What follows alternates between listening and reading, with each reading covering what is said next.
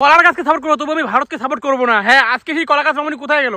আজকে সেই তাদের কলা গাছ, অস্ট্রেলিয়া কলা গাছ, তাদেরকে হারিয়ে দিয়েছে। মানে কি বলবো, মানে আমাদেরকে সাপোর্ট করবে না, তোমরা কি কলা গাছকে সাপোর্ট করবে? ম্যাচের আগে ইয়ে করেঙ্গা, উয়ে করেঙ্গা, হ্যান করেঙ্গা, ত্যান করেঙ্গা, এবং ম্যাচের পরে হার যায়েঙ্গা।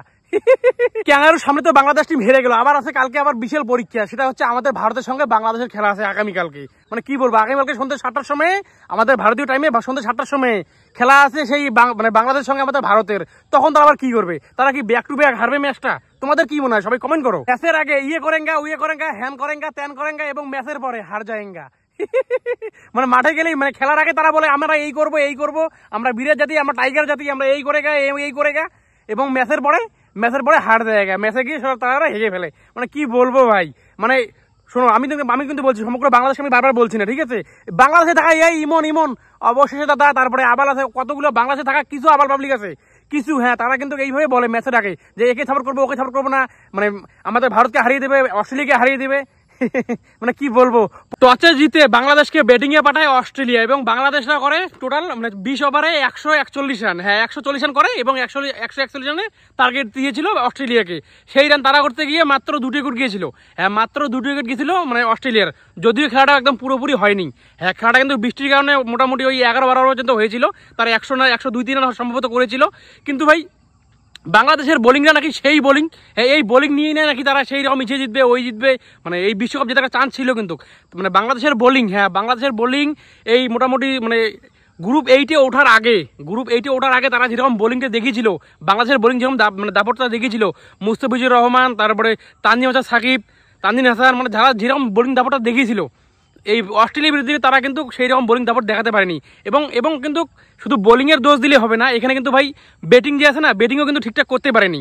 একমাত্র ক্যাপ্টেন মোটামুটি আজকে অনেকদিন পর সম্ভবত ক্যাপ্টেন মোটামুটি একটু ভালো খেললো আর কি। এর আগে কোনোদিন এইরকম ভালো খেলেনি এই বিশ্বকাপে। ওই ক্যাপ্টেনের সম্ভবত 41 না 42 রান করেছিল।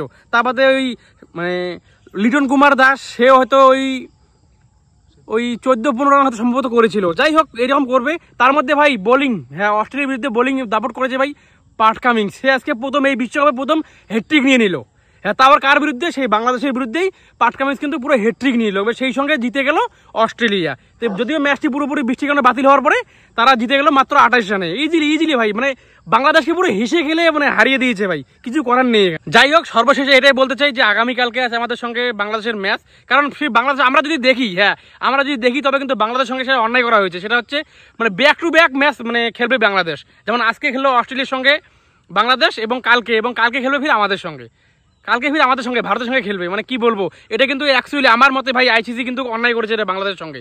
কারণ ব্যাক টু ব্যাক ম্যাচ, এটা অন্যায় তো আবার কিছু নেই। কারণ ওই ইউএসএ যে আছে না, আমেরিকা, তাদের তো ব্যাক টু ব্যাক ম্যাচ আছে। তোমরা স্কোর কার্ড খোলো, তাদেরও ব্যাক টু ব্যাক ম্যাচ আছে। এখানে ভাই যারা খেলতে পারে না তাদের ওই ব্যাক টু ব্যাক ম্যাচ এবং এই ম্যাচ।